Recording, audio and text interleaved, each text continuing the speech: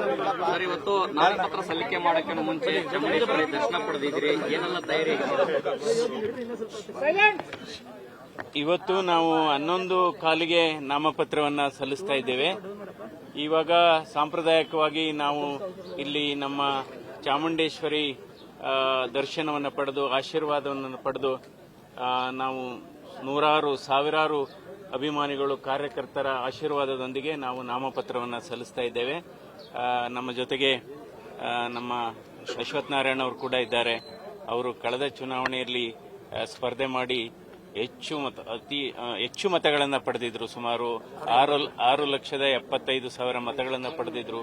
So ಹೀಗಾಗಿ ಈಗಾಗಲೇ ನಾವು ಕಳೆದ 12-13 ದಿನಗಳಿಂದ ನಾವು ಎಲ್ಲಾ 8 ವಿಧಾನಸಭಾ ಕ್ಷೇತ್ರಗಳಲ್ಲೂ ಕೂಡ ಕಾರ್ಯಕರ್ತರ ಸಭೆಗಳನ್ನು ಮಾಡಿದ್ದೇವೆ ಮತ್ತು ಮತದಾರರನ್ನ ಸಂಪರ್ಕಿಸಿದ್ದೇವೆ.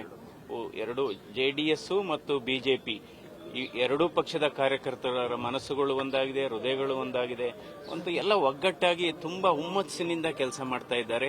ಸೊ ಇದಕ್ಕೆಲ್ಲ ಒಂದು ಪಾಸಿಟಿವ್ ರೆಸ್ಪಾನ್ಸ್ ಎಲ್ಲ ಕಡೆ ಸಿಗ್ತಾ ಇದೆ. ಹೀಗಾಗಿ ನಮ್ಮ ಆತ್ಮವಿಶ್ವಾಸ, ಗೆಲುವಿನ ವಿಶ್ವಾಸ ಹೆಚ್ಚಾಗ್ತಾ ಇದೆ. ನಂತರ ಮೊನ್ನೆ ಅಮಿತ್ ಶಾ ಅವರು ಕೂಡ ಚನ್ನಪಟ್ಟಣದಲ್ಲಿ ಒಂದು ಐತಿಹಾಸಿಕ ರೋಡ್ ಶೋನೆ ಮಾಡಿದ್ದಾರೆ. ಒಂದು ಹಿಸ್ಟಾರಿಕಲ್ ರೋಡ್ ಶೋ ಅಂತಾನೆ ಹೇಳ್ಬೋದು. ಅಭೂತಪೂರ್ವವಾದಂತಹ ರೆಸ್ಪಾನ್ಸ್ ಇತ್ತವತ್ತು. ಹೀಗಾಗಿ ಇದೆಲ್ಲ ನಮ್ಮ ಪ್ರಚಾರಕ್ಕೆ ಒಂದು ದೊಡ್ಡ ಚಾಲನೆ, ದೊಡ್ಡ ವೇಗವೇ ಸಿಕ್ಕದಂತಾಗಿದೆ. ಸರ್, ಇಲ್ಲಿ ಜೆಡಿಎಸ್ ಇಲ್ಲದ ಕಾರಣಕ್ಕಾಗಿನೇ ಮಂಜುನಾಥ್ ಅವ್ರನ್ನ ಬಿಜೆಪಿ ಸಿಂಬಲ್ ಅಲ್ಲಿ ನಿಲ್ಲಿಸಿದ್ದಾರೆ ಅನ್ನುವಂಥ ಟೀಕೆಗಳು ವ್ಯಕ್ತ ಆಗ್ತದೆ. ಡಿಕೆ ಬ್ರದರ್ಸ್ ಅವರು ಟೀಕೆ ಮಾಡ್ತಾರೆ. ಅಲ್ಲ, ಈ ಟೀಕೆಗಳಿಗೆ ಚುನಾವಣೆನೇ ಉತ್ತರ, ಮತದಾರರೇ ಉತ್ತರ ಕೊಡ್ತಾರೆ ಅಷ್ಟೇ.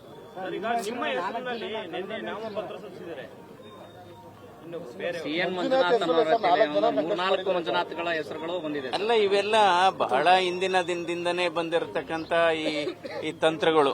ನಾನು ಇನ್ನೊಂದು ಹೇಳಕ್ ಹೋಗಲ್ಲ, ತಂತ್ರ ಅಂತಲೇ ಹೇಳ್ತೀನಿ.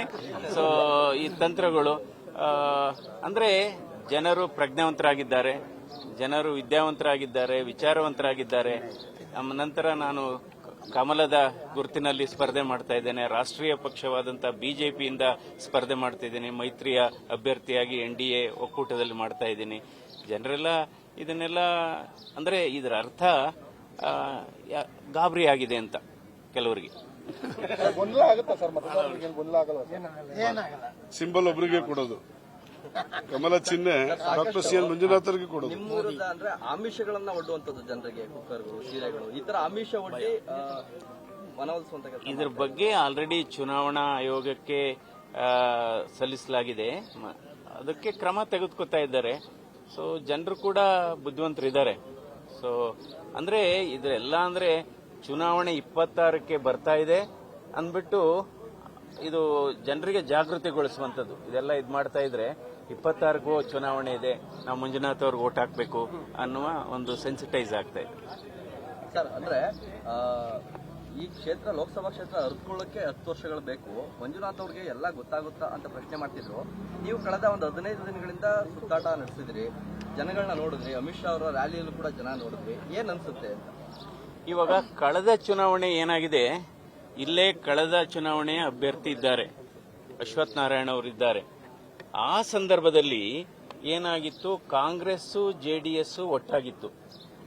ಹಾಗೂ ಕೂಡ ಒಂಟಿಯಾಗಿ ಬಿಜೆಪಿ ನಮ್ಮ ಅಶ್ವಥ್ ನಾರಾಯಣ ಅವರಿಗೆ 6,75,000 ಮತಗಳು ಬಿದ್ದಿತ್ತು. ಇವಾಗ ಜೆಡಿಎಸ್ ಮತ್ತು ಬಿಜೆಪಿ ಒಂದಾಗಿದೆ. ಸೊ ನಾವು ಗಣಿತ ಲೆಕ್ಕ ಹಾಕಕ್ ಹೋದ್ರೆ, ಚುನಾವಣೆಯ ಗಣಿತ ಲೆಕ್ಕ ಹಾಕಕ್ ಹೋದ್ರೆ ನಾವು ಬಹಳ ಮುಂದಿದ್ದೀವಿ. ಮೈತ್ರಿ ಪಾಸ್ ಆಗುತ್ತೆ ಸರ್. ಎರಡು ಪಕ್ಷಗಳನ್ನ ಜೊತೆ ತಗೊಂಡು ಹೋಗುವಂತ ದೊಡ್ಡ ಜವಾಬ್ದಾರಿ ಇದೆ ನಿಮ್ಮ ಮೇಲೆ. ಅಲ್ಲ, ನಮ್ಮ ಮೇಲಿದೆ. ಬಿಜೆಪಿ ಮುಖಂಡರುಗಳು, ರಾಜ್ಯ ಮಟ್ಟದ ಮುಖಂಡರು, ಸ್ಥಳೀಯ ಮುಖಂಡರುಗಳು, ರಾಷ್ಟ್ರ ಮಟ್ಟದ ಮುಖಂಡರುಗಳು, ಕಾರ್ಯಕರ್ತರುಗಳು, ಆಮೇಲೆ ಜನರು ನಾವು ನೋಡ್ತಾ ಇದ್ರೆ ಬದಲಾವಣೆಯನ್ನ ಬಯಸಿದ್ದಾರೆ. ಸೊ ಈಗ ನಮ್ಮ ಅಶ್ವಥ್ ನಾರಾಯಣ ಅವರು ಮಾತಾಡ್ತಾರೆ. ಇವಾಗ ನೀವೇ ಕವರೇಜ್ ಮಾಡ್ತಾ ಇದ್ದೀರಲ್ಲ ಸತತವಾಗಿ. ಸೊ ನೀವೇ ಒಂದು ಸ್ವಂತ ಅಭಿಪ್ರಾಯಕ್ಕೆ ನೀವೇ ಬರಬಹುದು ಅಂತ ನನ್ನ ಅನಿಸಿಕೆ. ನ್ಯೂಸ್ ಫಸ್ಟ್, ನಿರ್ಭೀತಿಯಿಂದ ನಿಮ್ಮ ಪರವಾಗಿ.